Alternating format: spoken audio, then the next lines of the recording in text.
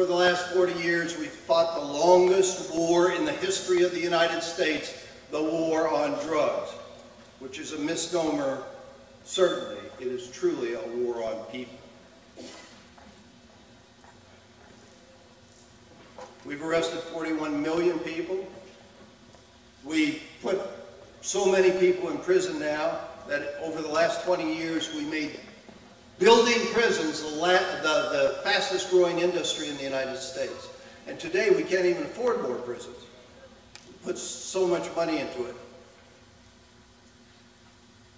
And despite all this money misspent and all these lives destroyed, as I just pointed out to you, today drugs are cheaper, they're more potent, and they're far easier for our children to access. That is the very essence of a failed public policy. That's why we say legalize the drugs. I'll take questions.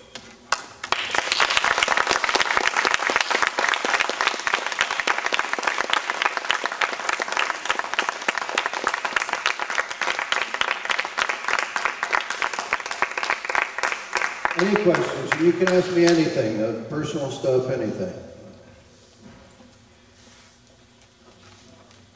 Yes, sir. Yes.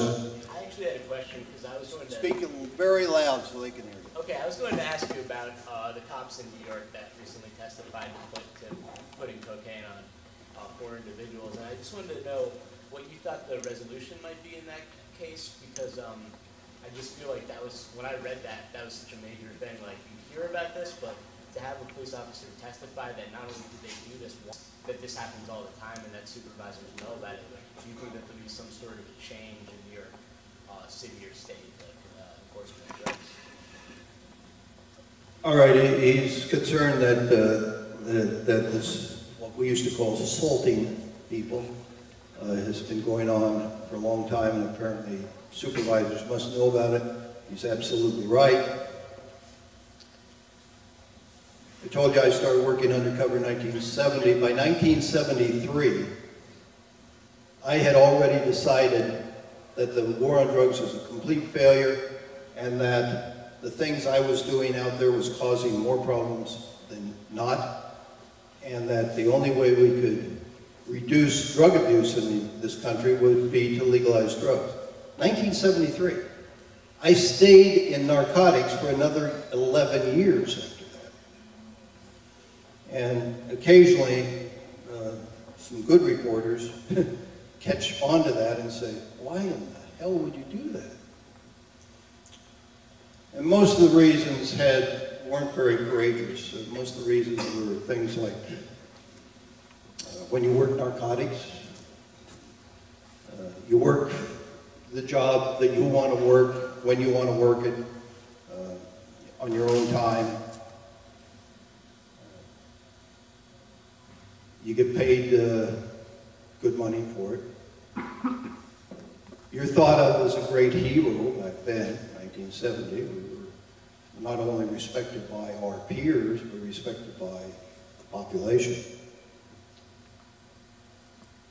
And that's a great lure, to keep you doing things. I don't think that would have been enough to keep me there, though. One of the main reasons I stayed was because many of my colleagues I knew must be assaulting people.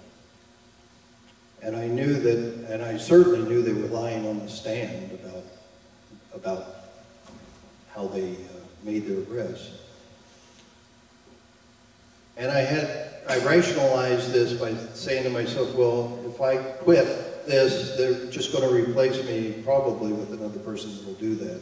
And at least if I'm here, I know that when somebody gets arrested, it's because they broke the law. And if they're found guilty, it's because I told the truth on the stand and a jury of their peers found them guilty. So I stayed there for another 11 years. And of course, the other non-courageous thing about it was by 5 or 6 years into my role in the drug stuff, I was no longer out there arresting young kids like you. I was arresting people who were trafficking internationally in billion-dollar heroin and cocaine rings. And the lure of pitting your mind against somebody else who's raised to that level. These were not dumb people. These were brilliant, brilliant people. And to be able to outthink them was a real adrenaline rush. So I usually say I had my own addiction, and it was adrenaline. That's why I stayed. But you're absolutely right. We've known, lots of known, for 35 years at least, that this is going on.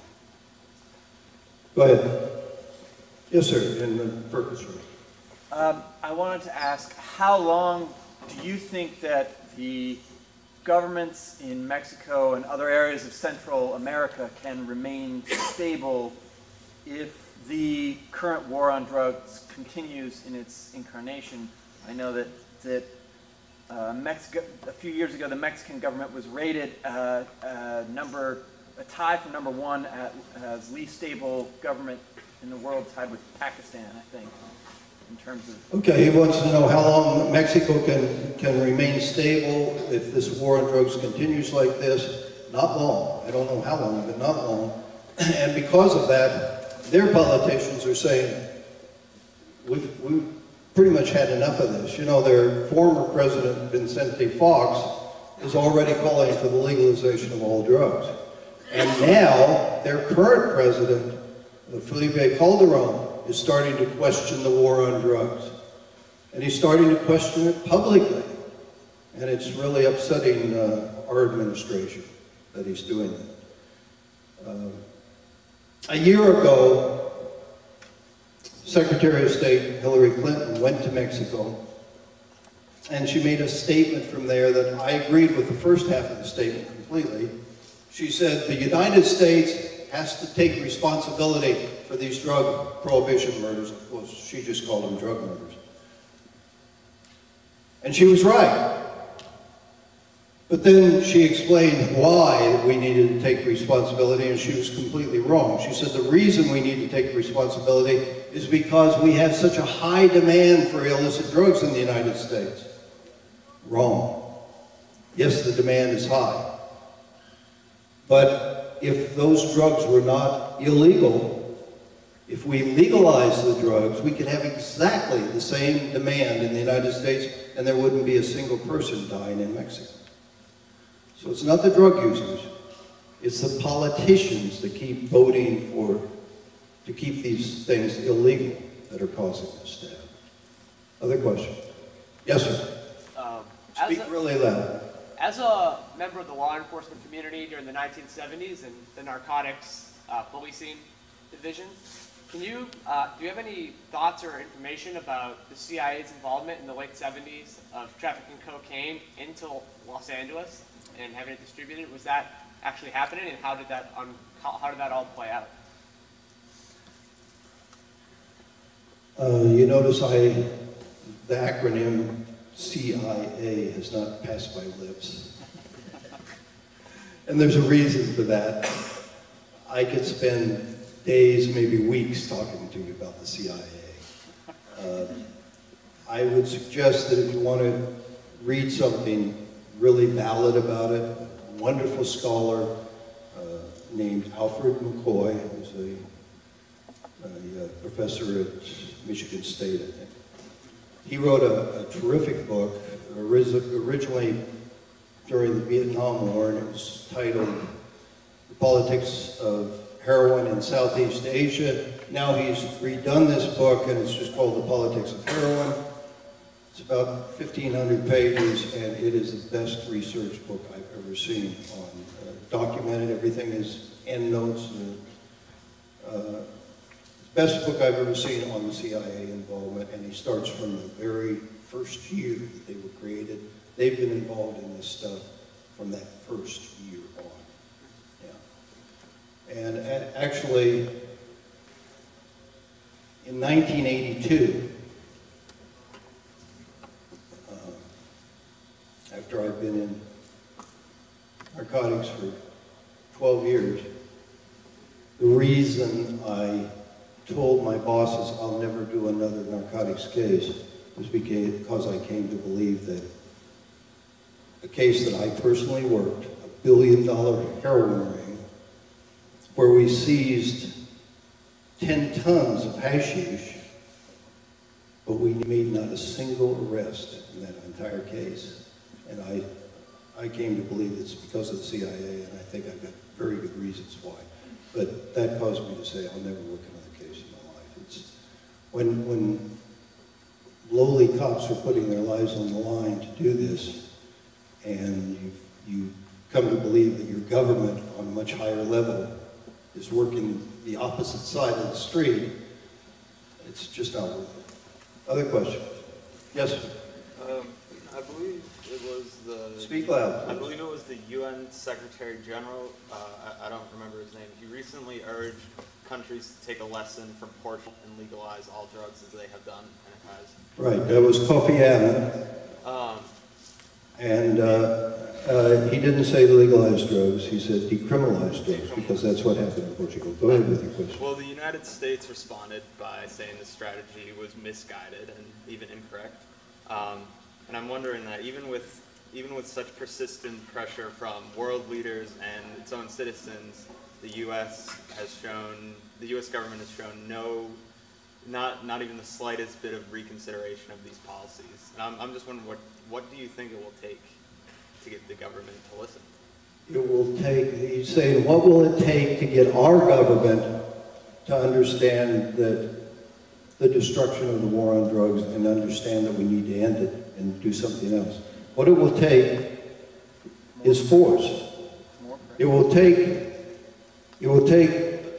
a huge grassroots organization to go to Washington, and it's got to be a credible organization, to demand that they change these laws.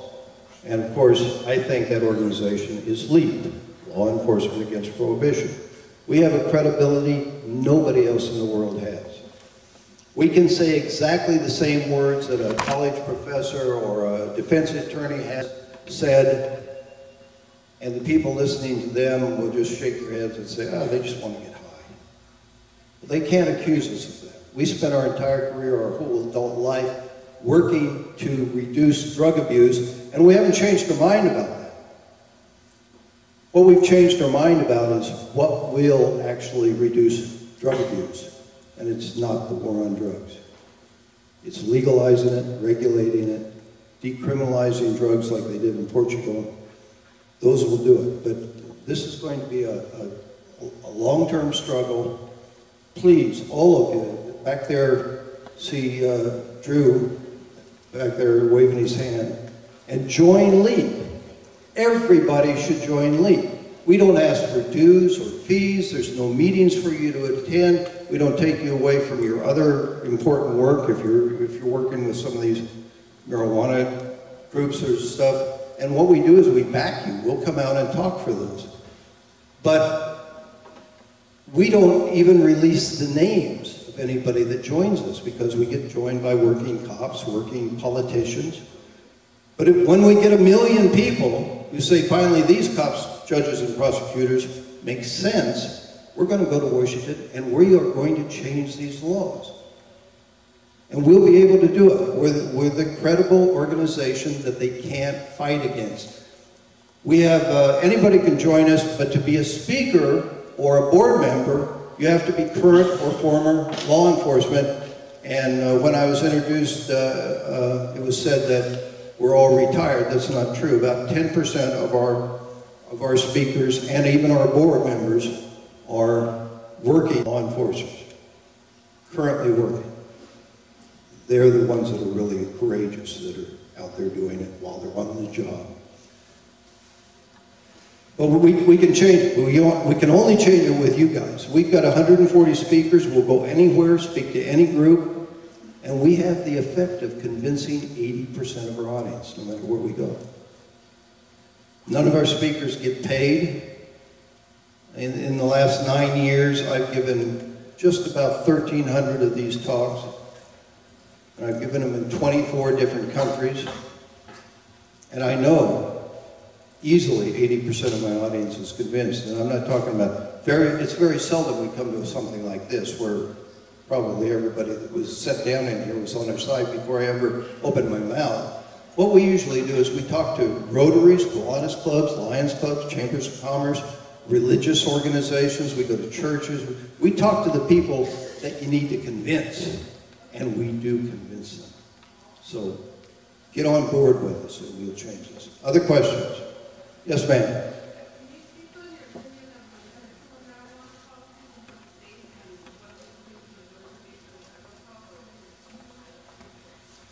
Okay, the question is, can I say something about the medicinal qualities of marijuana and how these things will maybe help us make changes on the federal level? That's like drug policy 101, you know. If there's anything we should all be for, it is medical marijuana. And we are making wonderful, tremendous headway with this. Did you guys read about the California Medical Association, Friday? They represent more than 35,000 doctors in California, and Friday they had a meeting and called for the legalization of marijuana across the board, not just medically, but also for recreation. Woo! Yeah. Doctors.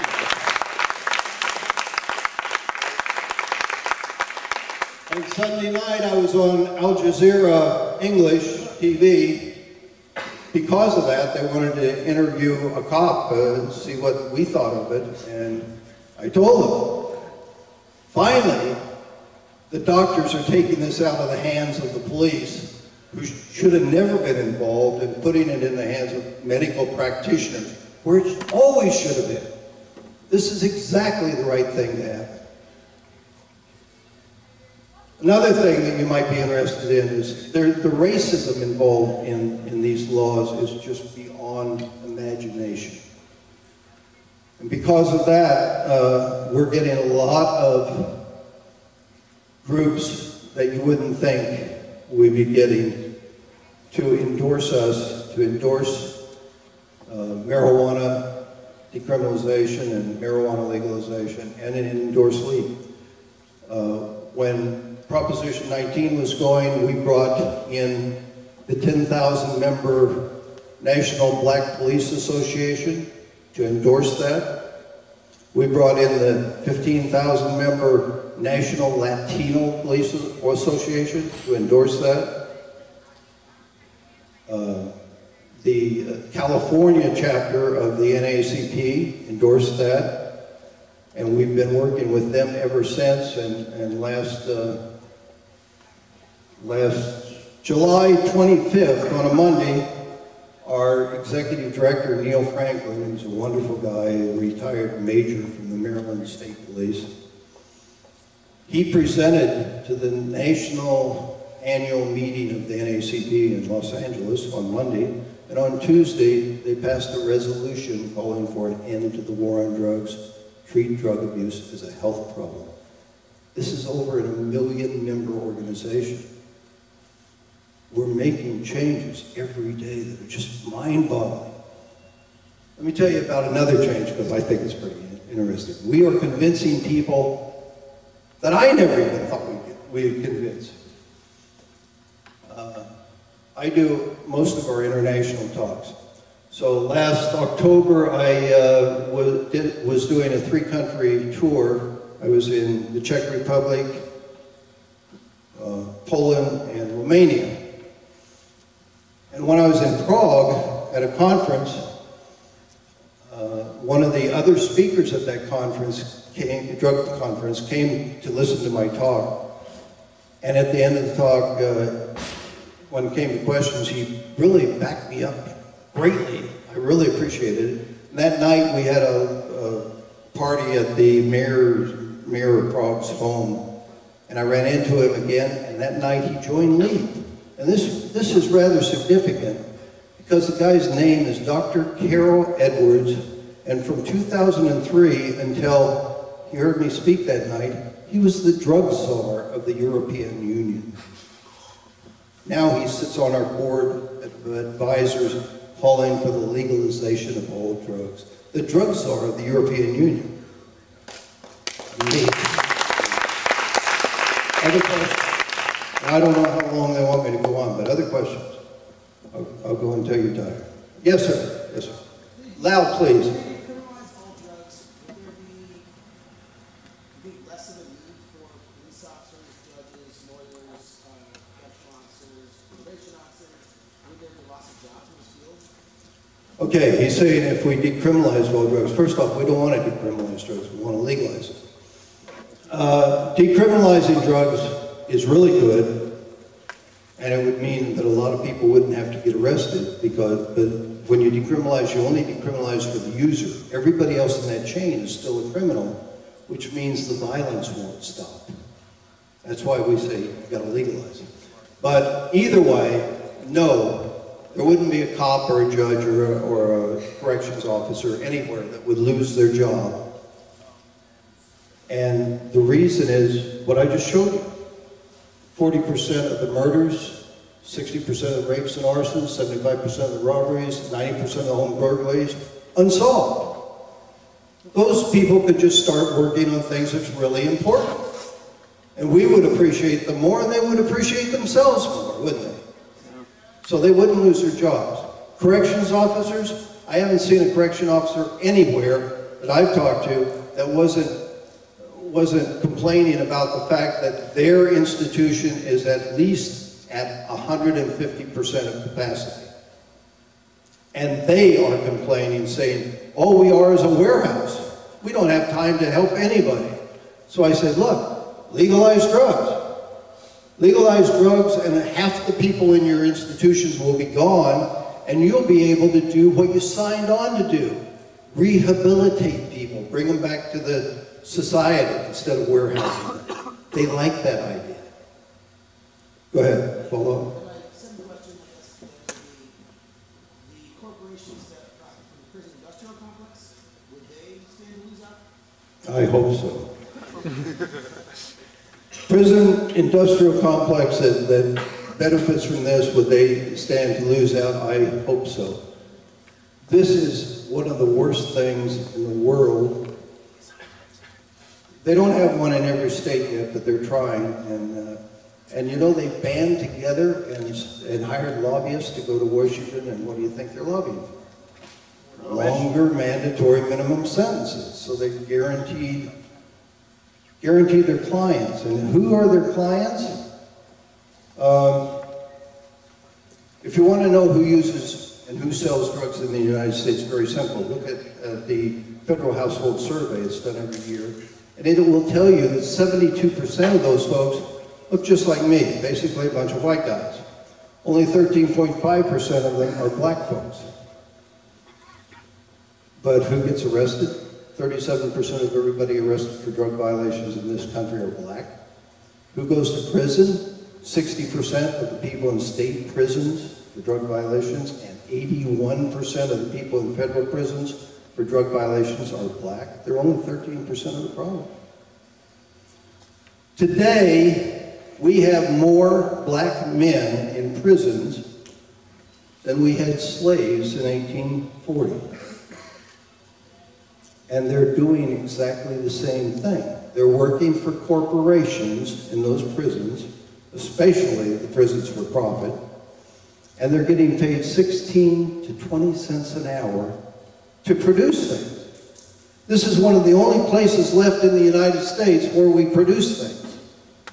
Everybody else is in a service occupation. And you know something? There is no way that anybody on the outside of the prisons can compete with prison labor. Not only are they so low paid, but they're certainly not going to demonstrate against anything, are they? They're not going to ask for vacations, health care. They're just there. And of course, if they don't work, then they get put in a hole. They get solitary confinement. Yeah, you want to know that? Well, you mentioned that this would be a problem to corporations who benefit from this. How then can people, since corporations are now legally allowed to make unlimited campaign contributions, how then is the average citizen supposed to compete with the will of corporations with effectively unlimited money and effectively unlimited influence on elected officials. Well, you see we're doing some of that right now with the Occupy movement. And we can do that really big time with the drug reform movement because you've got a credible organization to spearhead it, to stand up for you, and they can't say, you know, these are a bunch of people who want to use drugs. We want to do this because everybody is suffering. And I told you, we haven't changed our mind about drug abuse, but we have changed our mind about what drug abuse is. We believe drug abuse is not just, as the government would have you believe, anybody that uses an illicit drug. There are drug abusers as far as drug lawyers are concerned. We think drug abusers are people who have decided themselves that their drug use is causing them a problem. And when they decide that themselves, then we think we should have a system to help them. Right now, they're afraid to come forward because they're afraid they'll get arrested. This gentleman over here talked about Portugal. I don't know if you're all aware of what happened in Portugal. Portugal decriminalized all drugs 10 years ago, July 1st, 2001. And the drug lawyers like myself said, hey, if you do that, you will become the drug capital of the world. Druggies will be everywhere, you know, the tourist capital of the world. Your beautiful beaches, everybody will be afraid to walk on them because needles will be poking up out of the sand. Well, none of that happened. And you know what did happen? Drug use in every age category went down. But the most significant drop was among young people, which is the people we should be targeting, right? For children from 13 to 15 years old, drug abuse declined by 25% after they decriminalized all drugs, heroin, cocaine, everything, for adults. 25%. And for young people from 16 to 18, drug abuse declined by 22%. Those are really significant numbers. Other wonderful things are happening. Let me tell you, nobody dies of an overdose of drugs because they shoot more and more dope.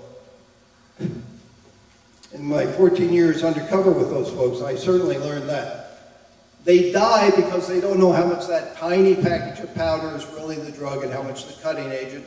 Too much drug in there, you're dead. It's like Russian roulette without a gun. And in an illegal, unregulated market, they will never know what's in that package.